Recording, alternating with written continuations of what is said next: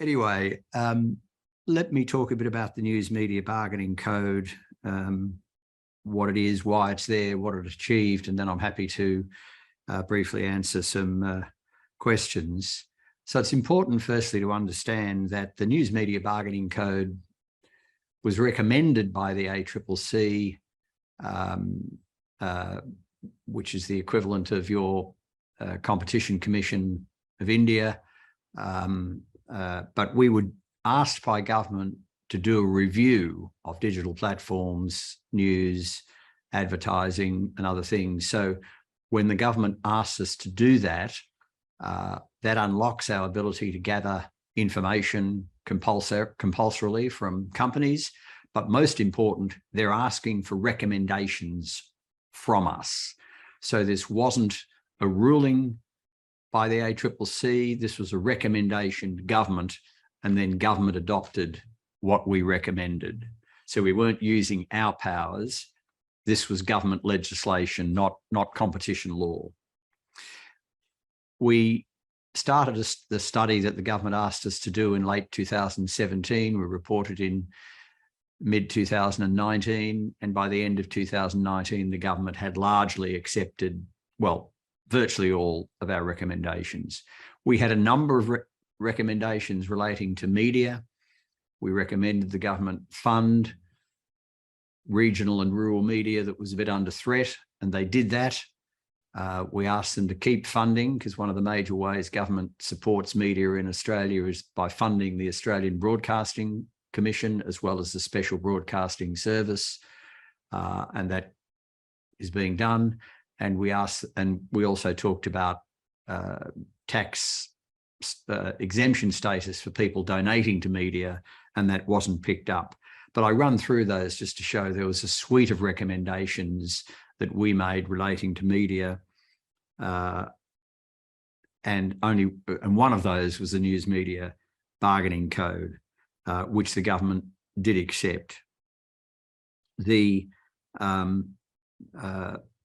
So what we had seen in the course of our study, which caused us to recommend a News Media Bargaining Code, was that Google and Facebook had massive market power.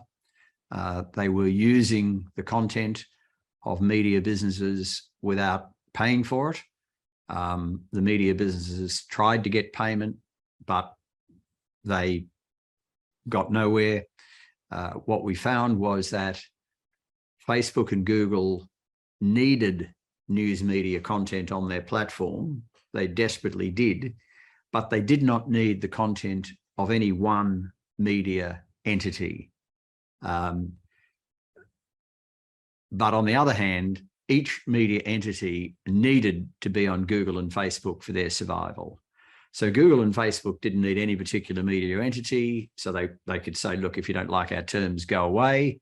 But each media entity needed to be on Google and Facebook. So that led, in our view, to an imbalance in bargaining power. We described that as a market failure, which we felt was important. Obviously, as economists, we can understand there's a lot of market failures in our economies, but this one really mattered because it was a market failure that was having a damaging effect on media, on journalism, and therefore on society, because we certainly were very clear that journalism is fundamental to a well-functioning society. And so that's why this issue had to be addressed. And that was the logic we put forward to address it. And as I say, the government accepted the recommendation. Initially, the government suggested that there be a voluntary code that would attempt to see agreement between Google and Facebook on the one hand and the news media businesses on the other. Behind that was a threat that if the voluntary code didn't work, there might need to be stronger action. The negotiations started in very early January. By March, the government asked for the ACCC's view. How's it going? We gave the view to the government that we did not think these negotiations were going to achieve a financial outcome that we thought was in any way appropriate, that wasn't a topic being much discussed. So in April, the government directed the ACCC to draft a code, a news media bargaining code. So we were given that task. We worked closely with the Department of Communications, the Minister for Communications, which Emma McDonald was then on the staff of, and also the Treasury Department. And we put out a draft code in July. That was for discussion, very much a draft. We put out, on the basis of that discussion, another draft in November. And finally, the legislation was passed in February. As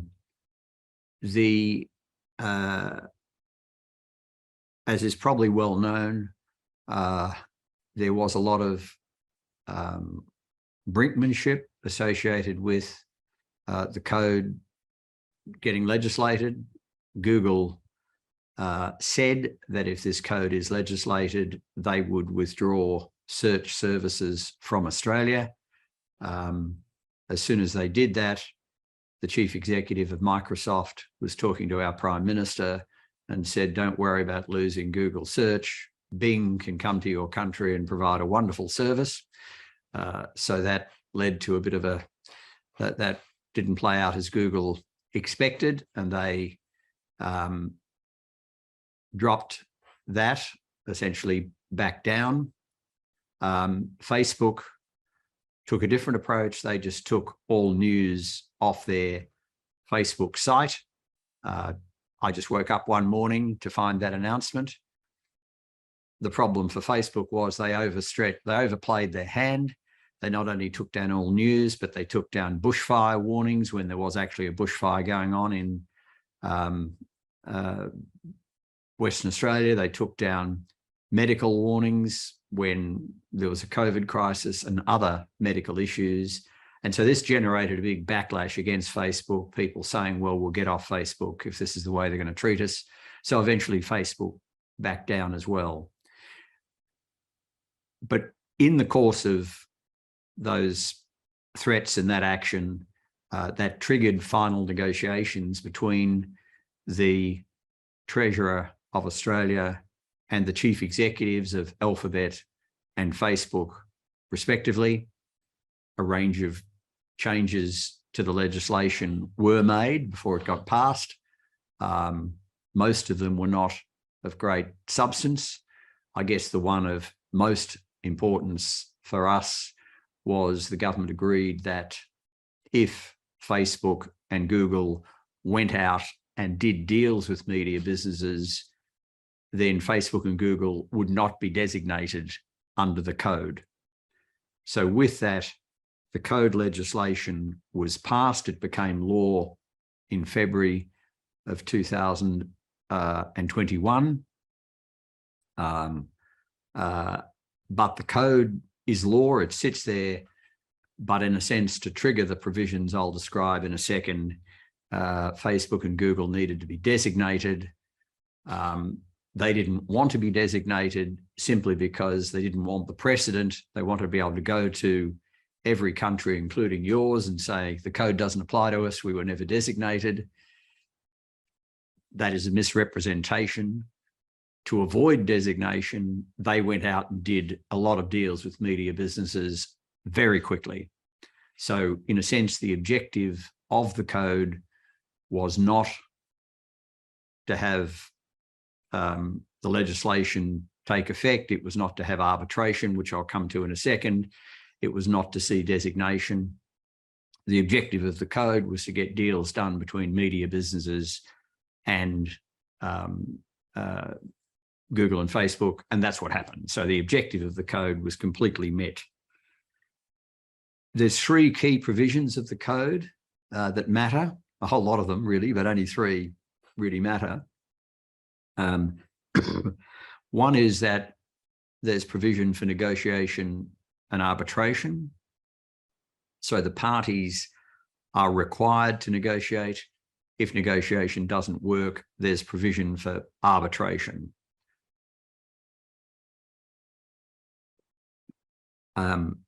Now, the point of that is that there is a bargaining power imbalance. So just having a requirement to negotiate does not achieve much. But having the ability to go to arbitration, that evens up the bargaining position between the parties, because if you are a monopoly, Google is 95% of search in Australia, you can say, no, I'm not going to negotiate. But, and now we've got a cat joining the scene. But if Google knows that the media businesses have the ability to go to arbitration to get an arbitrated outcome, then Google has every reason to negotiate, and they did. So arbitration was absolutely fundamental. So you have to negotiate, but there is compulsory arbitration. It was also final offer arbitration, where each side puts in their bid to the arbitrator, and the arbitrator selects one bid over the other. The purpose of that is to avoid ambit claims. I mean, if the arbitrator is meant to come up with their own view, then, you know, Google will offer nothing, the media business will ask for something ridiculous, and the arbitrator's left having to basically determine the outcome. We thought there just wasn't the information to do that, so we said final offer arbitration, which would force the parties together, and if somebody came up with a really stupid, outlandish thing, they'd get ignored, and so this, because neither party would want that to happen, you'd have sensible bids. So negotiate, arbitrate was one characteristic. Secondly, this wasn't a must-carry regime. That is, Google and Facebook were not required to do all this. But if they did a deal with one media business, they had to do a deal with them all. So it's up to them whether they wanted to have any news on Google search or Facebook.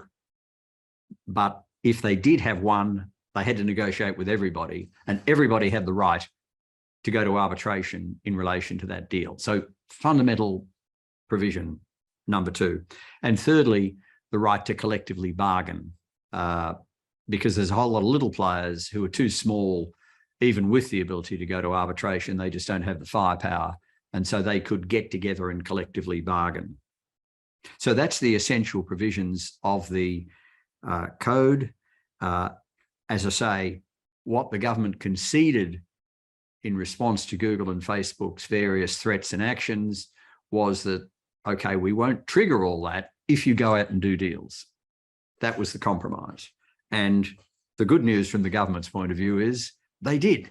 So the government achieved what it wanted to achieve, which is must never be forgotten. The code has been successful. It got what it wanted to achieve. So in terms of outcomes, over $200 million per year. I think it's well over $200 million per year has been paid each year, every single year, 3, 4, 5-year deals by Google and Facebook combined. Google eventually did deals with essentially all media businesses in Australia that could possibly be eligible. There's a bit of debate about one or two small ones, but basically they did deals with everybody. Facebook did deals with news media businesses that probably employ about 85% of Australian journalists. Maybe it's more than that. It's hard to get good data, but they did a deal with just about everybody, large, medium, and small. I mean, Australia has 4 large media businesses, has, I don't know, 5, 6, 7 medium-sized businesses, and has a large array of small ones. Google did a deal essentially with them all. Facebook did a deal with virtually all. So just to deal with a couple of the criticisms of the code, some have criticised the code because it doesn't solve all of journalism's problems. My response to that, it was never meant to. It was part of a suite of recommendations to help journalism. We believe there was a need for government grants to go to certain types of journalism. We believe there was a need to keep funding the ABC, Australian Broadcasting Commission, and the SBS, and there are a range of other things. So it was meant to deal with that inability to bargain with Facebook and Google, who were benefiting from journalistic content but not paying for it. That's the only thing it was meant to deal with. Very, very narrow objective, which was achieved. The second criticism, which is one being very much fomented by Google and Facebook, was that this only benefited the large players. But that's just factually incorrect. It's just completely wrong. As I say, Google's done a deal with everybody. Facebook's done a deal with large, medium, and small.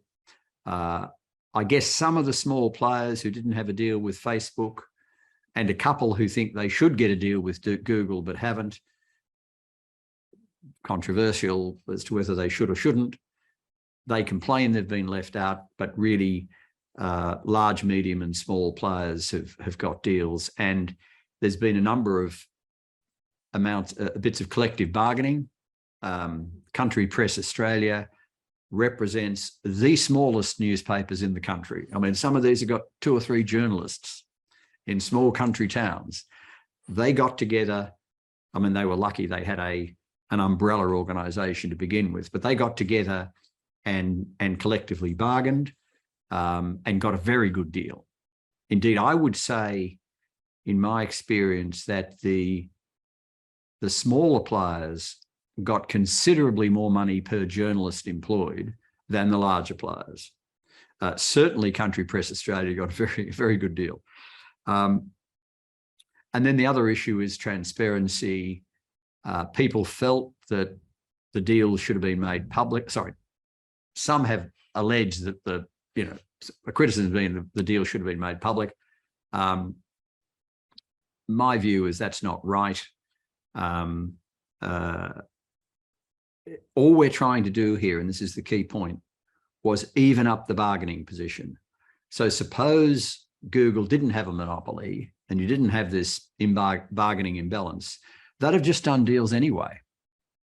And no one would have known what was in the deal. I mean, companies are doing deals all the time and no one knows what's in them.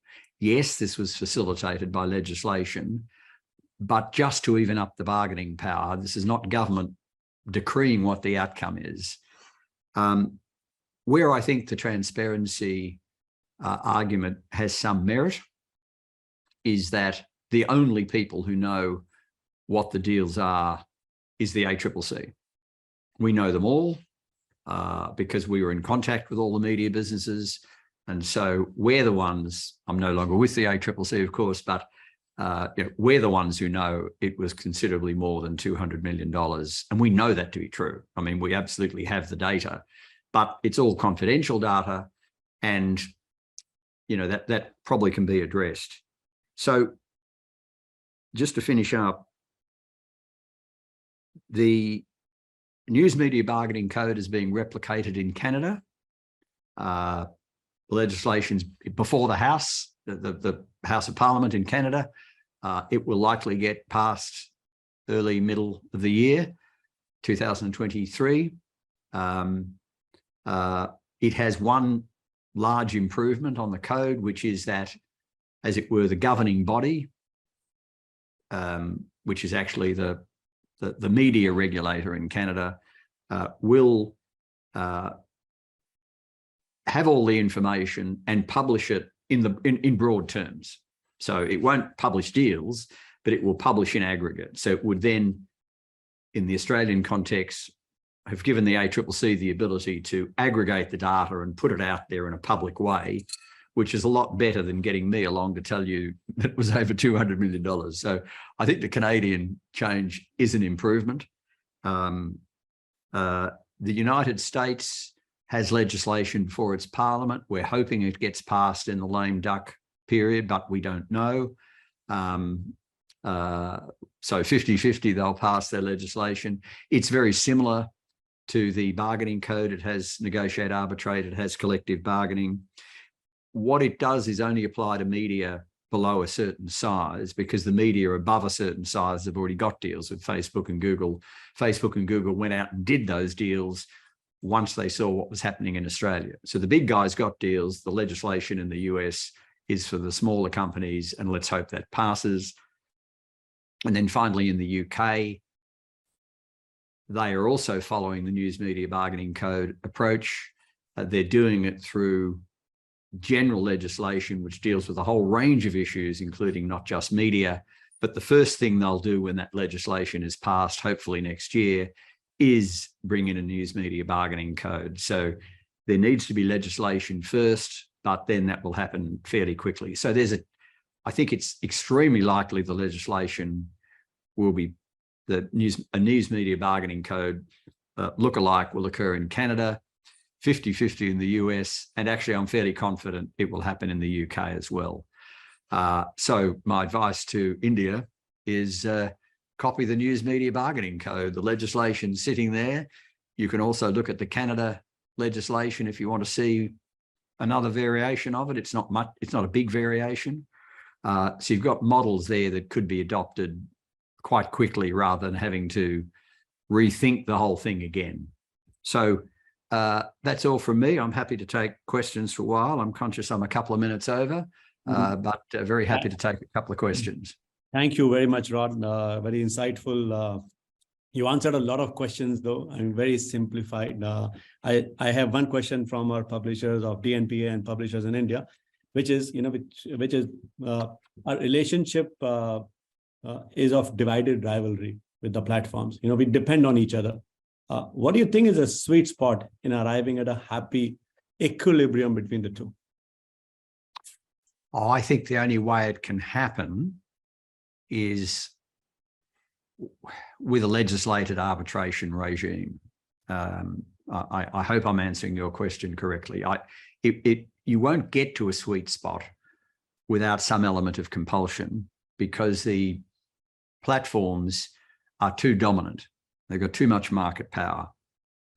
So I think if you have the threat of arbitration there, so go negotiate, but the news media businesses have the ability to seek arbitration, then that sweet spot will be found. You won't, in my view, ever have to arbitrate. We never wanted arbitrated deals. We just wanted the threat of arbitration to force people to the bargaining table. So I think you need to negotiate arbitrate regime. My view is you won't need to use it. That sweet spot will be found between the parties. And can I say, the negotiations often took a long time. And this is why it's better that the parties do it rather than the government do it. If the news media businesses are negotiating, each news media business is slightly differently set up and constituted. They had different needs, different things to offer. So the test, and all we were really checking with each news media business was, are you happy with the deal? And all of them said yes. Some of them said, absolutely. They got a very good deal. And some of them said, look, it's a fair deal. We're okay with it. But some of the negotiations took a couple of months of intensive discussion. So leave it to them, but give them the backup of arbitration so that they've got some bargaining power when they sit down with Google and Facebook. That makes a lot of sense. Tanmay, you want to ask the next question? Thanks a lot.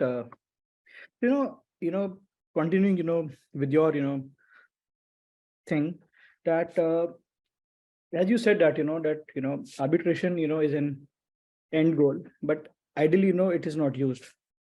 But in India, we see, both, the big tech players offering a lot of, side deals. So they don't want it, to go to that level that, where, we have to, negotiate with them and the, government has to intervene. So how do we really, take care of that? Do we do deals with them and, continue to, work on a path, or, we should, stay away from all the, side deals, which are there on the table right now? Yeah, good question. So Google and Facebook did side deals with some parties very early. And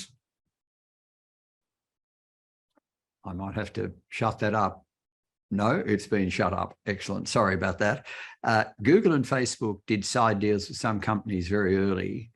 Those companies that did deals early regret that they did that because they didn't get a very good deal. So I think you can't be sure you're going to get an appropriate deal, an appropriate compensation for your content being used by Google and Facebook, unless you've got that legislated regime sitting in the background. So that when you're negotiating, at the moment, if you're just doing a side deal, you've got no negotiating leverage. But if that legislation's in the background and they know you can go to arbitration, then I think that gives you leverage, which gets a deal that you're comfortable with. Now, it is, to be clear, it's hard to know what an appropriate payment is. All I know is that each of the Australian businesses were happy with the deals. Some did say, well, look, it was hard to know how much to ask for. And that's true, because it's hard to know what the value is. But as I say, the smaller ones got more per journalist than the bigger ones. So I think if there is that threat of arbitration, you really see what's on the table. If there's just side deals without any threats, you won't. And I think you'll get an inferior outcome. On that note, I also wanted to ask, since you said most of the organizations have got reasonable amount per journalist, do you see an improvement in the quality of journalism, and do you see that sustainable now in Australia? I mean, that was my next question. And is the government happy with that, and the platforms happy with that outcome? No, look, thank you for that. I did overlook that in my presentation, so thank you for the question. So journalists in Australia have told me and others, and you've got Emma and Peter coming along as well, that there's never been a better time to be a journalist. People teaching journalism say that their journalist students can easily get a job. So there's been a lot of extra recruitment for journalists. The example that's a public one is the Guardian newspaper. It's obviously a British-based newspaper, but it's a digital-only paper in Australia. And it is increasing its staff from 100 to 150, essentially because of the money they got from the News Media Bargaining Code. And they've made that public. The Australian Broadcasting Commission is using all the money for extra journalism as well. It's less clear with other media businesses. And I say that because you don't know whether they were going to, whether they felt they'd be forced to cut journalists, and with the extra money they got, they didn't need to cut. So you don't know what's incremental and what's not. But I think journalism academics and journalists themselves are saying there's never been a better time to be a journalist. So I think you'd say, if the overwhelming view of journalists and news media businesses in Australia is that they're very happy with the outcome. I'd have to put it this way, because the media businesses and the journalists are happy with the outcome, the government's happy with the outcome. Google have, I think, approached it in a very good spirit. And as I say, done deals with everybody.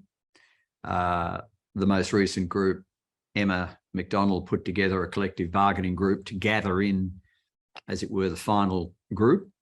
And so Google, I mean, you'd have to speak to them. They'd rather, I mean, they'd rather say that, I mean, they'd obviously rather not have been compelled, but they have, I think, done very well. Facebook have always been reluctant and complaining, so they would say the code's a terrible thing and a terrible outcome. So look, the platforms were, in a sense, forced into this, so you can't expect them to be that happy, but the media businesses, journalism, government, extremely happy. Okay, we would also like to take a question from our audience. So, Rohel, you would like to ask that? Yeah. There's a question. I couldn't read the name of this person, is not clear, but they want to say that what are the big learnings for Indian media from whatever is happening on the global front? Briefly, though you have answered it, but specifically, if you could maybe sum it up for them. I think the lessons are that we have social media now. It is a dominant presence, but social media, Google, Facebook, others, and obviously Apple News is now growing. They don't produce journalism. They're not producing journalistic content. They need journalistic content. Society needs journalistic content. So we have to find a way of getting money for journalism and media businesses from the social media. And I think the News Media Bargaining Code is a great way to do that. It's not the only thing governments need to do. I think the governments probably do need to support certain types of journalism. And there's other things in our recommendations, but I think working out a way forward with the big digital platforms is absolutely fundamental. And I think the News Media Bargaining Code does that very well. Thank you, Professor Sims. And I could, intently, I was listening to what you said, and the fact that this is the great time to be a journalist is good for the government, for the journalists. I mean, that was profound. I hope it's the return of journalism. But thank you, gentlemen, for this wonderful conversation. And I would like to move and introduce one more question, Rohit. Yeah, okay. All right. I'm so sorry. Yes. There's one more question from our DNPA. All right. The question is, what about the future? Today we have 2, 3, we have a Facebook, we have Google. Tomorrow we have more platforms emerging. Of course, we had TikTok, which is not there in our country. But how is the future looking like, and what should we do for holding the future that we live for the next 10, 20 years? So the legislation allows the government. So legislation is the law in Australia. It has no sunset. It's just there. It has been reviewed by Treasury, and they might make changes to it, but they'd only be proposing changes, which Parliament may have to accept. But the legislation's there. The legislation allows the Treasurer of Australia, or the Finance Minister, I guess, in an Indian context, to designate appropriate platforms.